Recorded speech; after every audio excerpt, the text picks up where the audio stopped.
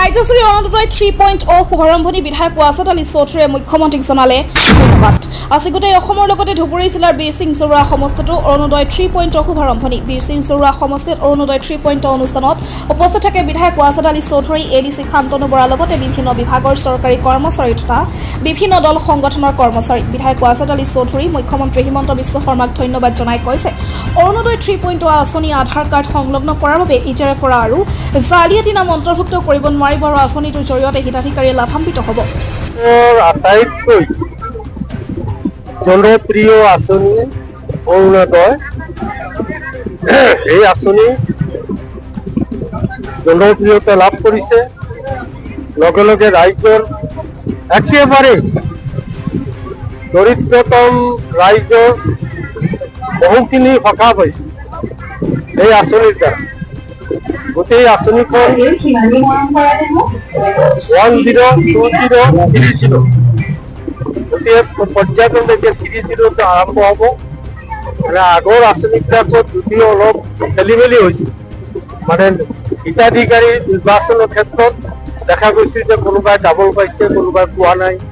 কিন্তু এইবাৰ যিহেতু ৰেচন কাৰ্ডৰ লগত যদি সংলগ্ন কৰি দিছে, গতিকে মই ভাবোঁ যে এইবাৰ আৰু ডুপ্লিকেচি হোৱাৰ কোনো সম্ভাৱনা নাই। গতিকে আঁচনিখন ভালদৰে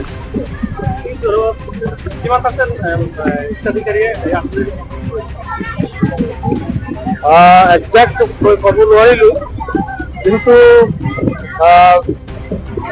এইটো বিষয়াসকলে ক'ব পাৰিব, মোৰ হাতত তথ্য নাই। গতিকে মোটামুটি যিটো দেখা গৈছে, ধুবুৰী জিলাৰ বাবে ৭৪,১৬৯। গতিকে বীৰসিং চৰুৱাৰ কাৰণে এতিয়ালৈকে ছেপাৰেট কৰা নাই, কিন্তু ইতিমধ্যে মুখ্যমন্ত্ৰীৰ ভাষণত কৈছে যে অসমৰ 126টা সমষ্টিৰ পপুলেশ্যন একে নহয়, য'ত পপুলেশ্যন বেছি আছে তাত হিতাধিকাৰীৰ সংখ্যা বেছি হয়।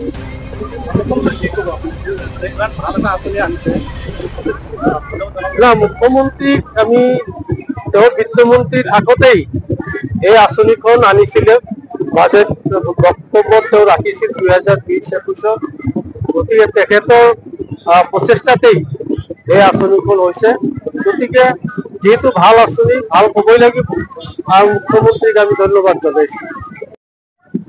আমাৰ আজি অৰুণোদয় 3.0 আৰু তাৰ লগতে ৰেচন কাৰ্ড ডিষ্ট্ৰিবিউশ্যনৰ যি ব্যৱস্থা আছিলে, তাৰ আজি অনাৰেবল চিফ মিনিষ্টাৰ ছাৰে আজি ইন'গ্ৰেশ্যন কৰিছে দুখন আঁচনিৰে।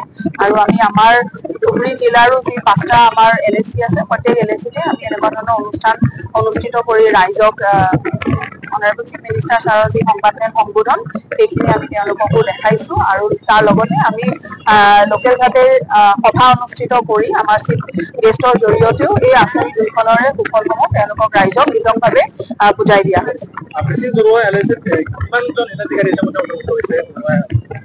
বীৰসিং চৰুৱা সমষ্টিৰ কাৰণে অলৰেডি অৰুণোদয় 1.0 আৰু 2.0ৰ জৰিয়তে হিতাধিকাৰীসমূহ সংলগ্ন হৈছে।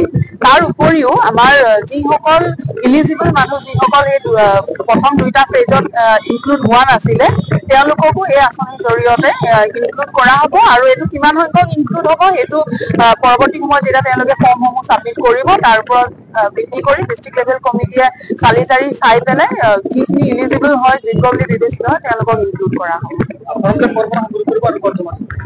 এই ফৰ্মসমূহ আমাৰ যি আমাৰ গাঁও পঞ্চায়ত অফিচ আছে, তাৰপিছতে আমাৰ যি মিউনিচিপালিটি অফিচসমূহ আছে, আৰু লগতে আমাৰ ৰেচন কাৰ্ডৰ কাৰণে যি আমাৰ food and civil supplies branches আছে, তাৰ পৰাও তেওঁলোকে ফৰ্মখিনি লৈ পেলাই, আৰু ৱেবছাইটতো এই ফৰ্মটো এভেইলেবল থাকে, ৱেবছাইটৰ পৰাও চি ফৰ্মটো তেওঁলোকে ডাউনলোড কৰি লৈ পেলাই জমা দিব পাৰে।